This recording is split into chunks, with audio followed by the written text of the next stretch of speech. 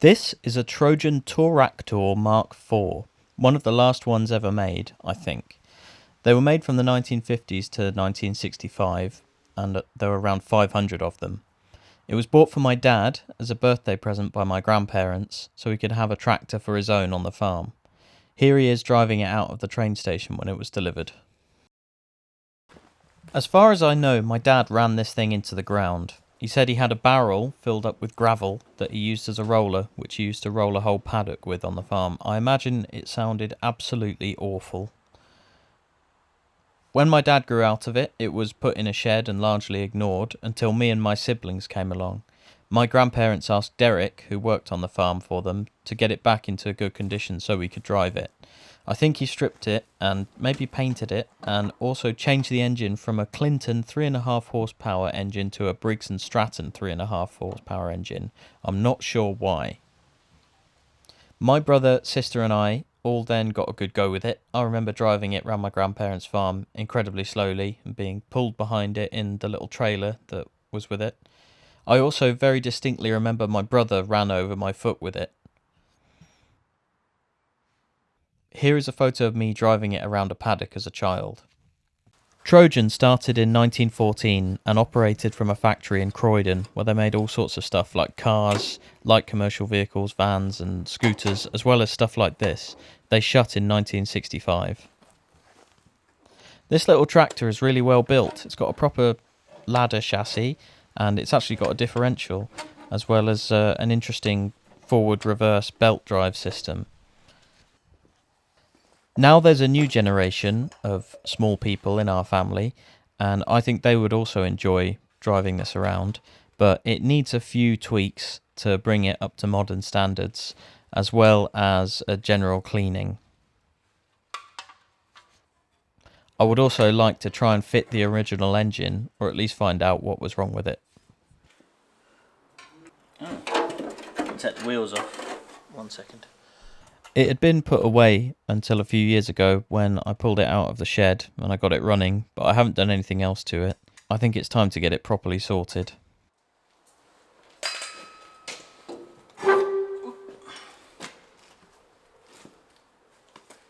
I like the way this tractor is actually like a miniature version of an actual tractor. It isn't like a lawnmower with the deck removed. It's got a bit of old-fashioned style to it, like a grey Fergie. So there's the diff. It's got a real diff. This is how little dogs. How good's that? That's the drive. I've got another vehicle that works quite similar to this that I'll show you soon. 2 dogs. Yeah. Very good. I'll have to get that out and have a look in there.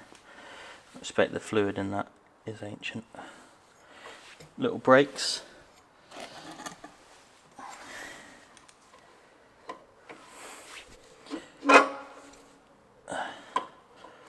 It's nearly working. Don't think much of this needs to come apart really, but I might take that off to have a look at the brakes, see if they can be adjusted up. I suppose they might be able to. The brakes don't really work, that's for sure. They wouldn't stop it from going.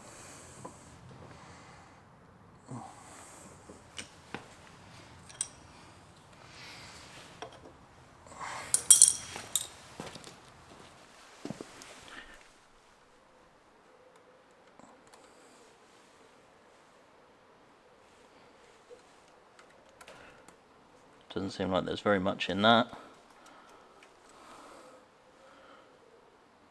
It's slightly wet. I expect that needs to be refilled. So another issue we have with this is this shaft, when the engine's running, forward or reverse, that shaft is spinning very fast and this is open. I mean there's a cover here, but you've got to imagine a child's using this. Child's foot is about here and that thing's spinning round. You wouldn't want to catch a shoelace in that, let's say that way. So that needs to be sorted out. I've sped up the footage of me taking the body off. It's held on by just a few nuts and bolts, but it's a bit fiddly to get off because you have to undo the clamp that holds the exhaust on as well. On the whole, the build quality of this tractor is fantastic. The body's made of fiberglass and it's got a little bit burnt around the exhaust, but other than that, really, it's hard to fault it. It's made out of thick stuff.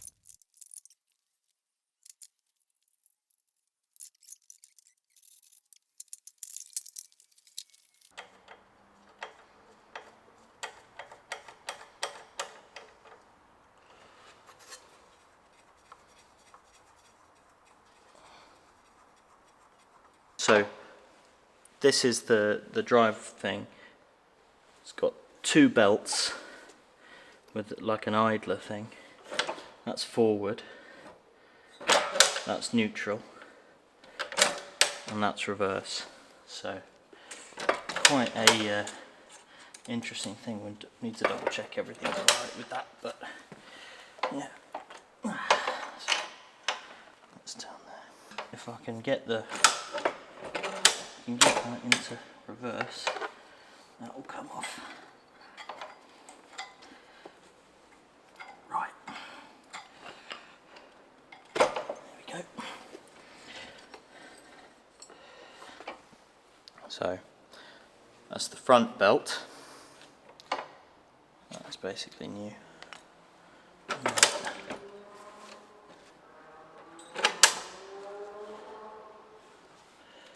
And this is the rear belt. Off it comes. So that runs on the bigger pulley. That's the reverse. So that's good.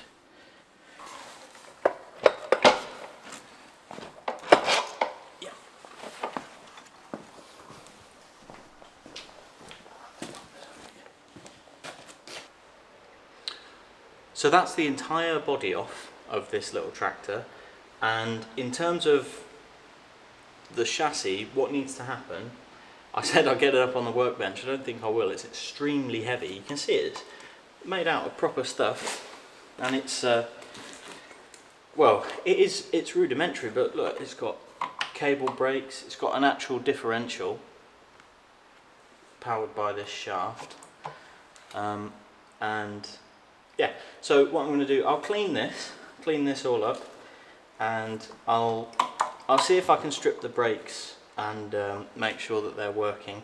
They don't actually stop the tractor when it's running. I don't think they ever would anyway, they're a bit small, but I'll clean them out. I expect they're full of grease and stuff. I'll have a look at the diff as well, and we'll put some oil in that, because I don't think there's very much oil in there. And I've got to figure out what this actually does, this thing.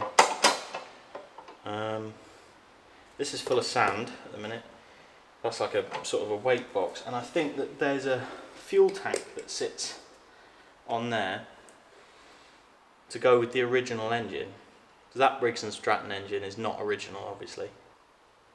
Yeah, and this is obviously there's a lot of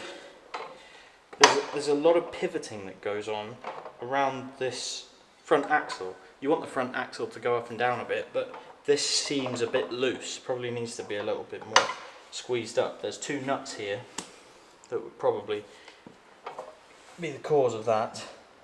Yeah, I think that there's supposed to be a little bit of play, so that when you're going along, you know, the front wheels can go up and down a bit, but I don't think it should be this drastic. Anyway.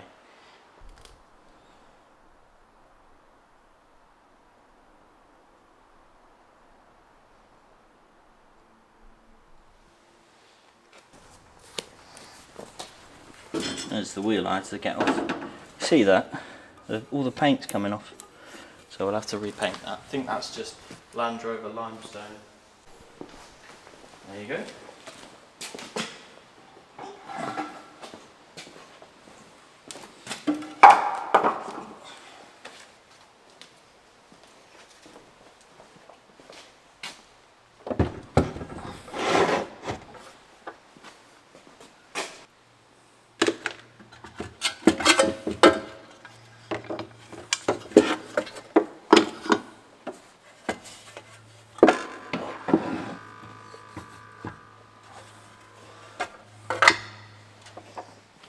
This is the engine I've just removed from the tractor, and this is the original engine. They're both 3.5 horsepower, and they're both kind of set up the same, except that has a fuel tank that fits into the actual tractor, whereas this one has it there. That is the airbox from this, and you can tell because the font is the same from the thing, and this doesn't have an air filter. It's been sort of adapted to fit, but it should go on there. And to be honest, I don't know why this was removed. It might have been the case that if I had to guess why they took this engine out and put this one in, I would guess that after sitting for so long, between my dad putting this away as a toy and it coming to me and my brother and sister needing to play with it, this had stopped running by then, and so for expediency they just fit this. But who knows? I don't know. Maybe this actually is seized or something. I don't know. So in the next episode, we'll be digging into that and we'll be finding out what's wrong with it and will it go again.